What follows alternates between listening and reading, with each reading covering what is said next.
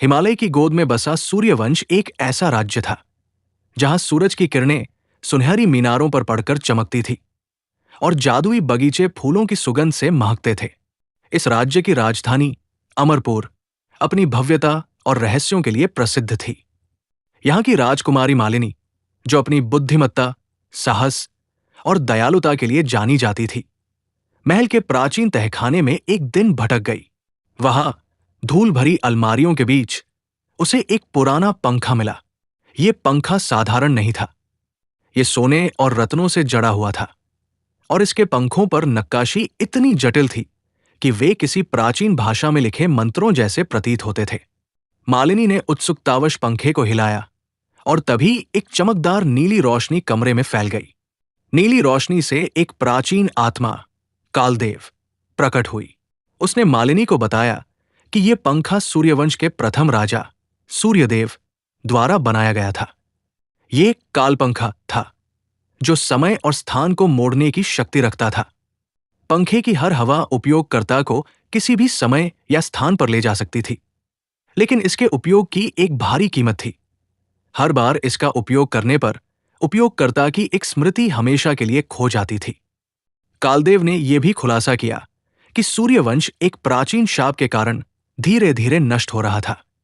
फसलें सूख रही थी, नदियां गायब हो रही थी और लोग रहस्यमयी बीमारियों का शिकार हो रहे थे। केवल कालपंखा ही इस शाप को तोड़ सकता था, लेकिन इसके लिए 3 जादुई रत्नों सूर्य रत्न, चंद्र रत्न और तारा रत्न को एकत्र करना होगा। मालिनी ने इस चुनौती को स्वीकार किया। उसने अपने 2 भरोसेमंद दोस्तों जादूगरनी सायरा, जो प्राकृतिक तत्वों को नियंत्रित कर सकती थी, और योद्धा अर्जुन, जो अपनी तलवारबाजी के लिए प्रसिद्ध था, को अपने साथ लिया। कालदेव ने चेतावनी दी कि पंखे की शक्ति का दुरुपयोग करने वाला एक प्राचीन जादूगर रुद्र अभी भी जीवित था और पंखे को हथियाने की फिराक में था। मालिनी ने पंखे का पहला उपयोग किया और अपने साथियों के साथ सूर्यवंश के स्वर्ण युग में पहुंच गई, जब राज्य अपने चरम पर था। यहां उन्होंने सूर्यदेव से मुलाकात की, जिन्होंने पंखे की शक्ति और शाप की उत्पत्ति के बारे में बताया। शाप एक प्राचीन राक्षसी शक्ति कालिका द्वारा लगाया गया था, जिसे सूर्यदेव ने हराया था। कालिका ने बदले में सूर्यवंश को नष्ट करने का श्राप दिया था। सूर्यदेव ने मालिनी को पहला सुराग दिया। सूर्य रत्न एक ज्वालामुखी अग्निशिखा के केंद्र में छिपा था। यात्रा के दौरान मालिनी ने देखा कि पंखे के उपयोग ने उसकी एक स्मृति, उसके बचपन की एक सुनहरी याद, जब वो अपनी मां के साथ बगीचे में खेलती थी, को हमेशा के लिए मिटा दिया। ये खोना उसे गहराई तक हिला गया, लेकिन उसने हिम्मत नहीं हारी। सायरा और अर्जुन ने उसका हौसला बढ़ाया और तीनों ने अग्निशिखा की ओर यात्रा शुरू की। अग्निशिखा ज्वालामुखी एक भयानक स्थान था, जहां लावा की नदियां बहती थीं और आग के प्राणी घूमते थे। यहां मालिनी को रुद्र की सेना का सामना करना पड़ा, जिसमें जादुई भूत और अग्नि राक्षस शामिल थे। सायरा ने अपनी जादुई शक्तियों से हवा और पानी को नियंत्रित कर रास्ता बनाया, जबकि अर्जुन ने अपनी तलवार से राक्षसों को काट डाला। ज्वालामुखी के केंद्र में मालिनी ने पंखे का उपयोग कर समय को धीमा किया, जिससे वो लावा के बीच से सूर्य रत्न को हासिल कर सकी। लेकिन इस बार उसने अपनी मां की आवाज की स्मृति खो दी। ये बलिदान उसे और कमजोर करने लगा, लेकिन सूर्य रत्न की चमक ने उसे आशा दी। दूसरा रत्न चंद्र रत्न एक प्राचीन समुद्र नील सागर के तल में छिपा था। मालिनी ने पंखे का उपयोग कर अपने दल को समुद्र के नीचे ले गई। यहां उन्हें एक विशालकाय समुद्री राक्षस नीलनाग का सामना करना पड़ा। नीलनाग ने चंद्र रत्न की रक्षा की थी और केवल वही उसे दे सकता था जो उसका विश्वास जीत ले। मालिनी ने अपनी बुद्धिमत्ता का उपयोग किया और नीलनाग को एक पहेली के खेल में हराया।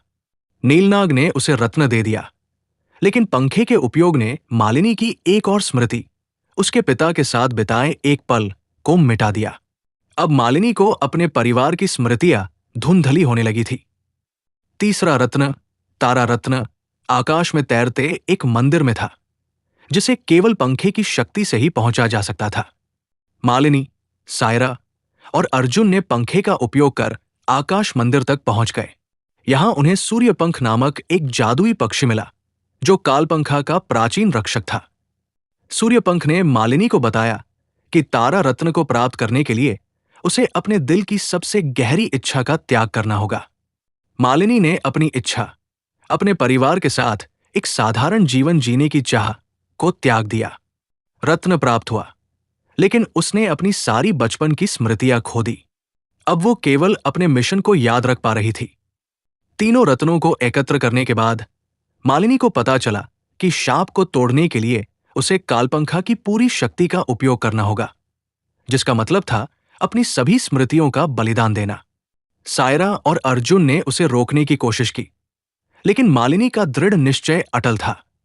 रुद्र ने अपने जादुई प्राणियों की सेना के साथ अंतिम युद्ध छेड़ दिया। युद्ध में मालिनी ने पंखे की शक्ति से समय को पूरी तरह से रोक दिया, जिससे रुद्र की सेना नष्ट हो गई।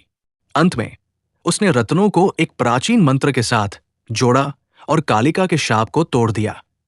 लेकिन इस प्रक्रिया में उसने अपनी सारी स्मृतियां खो दी।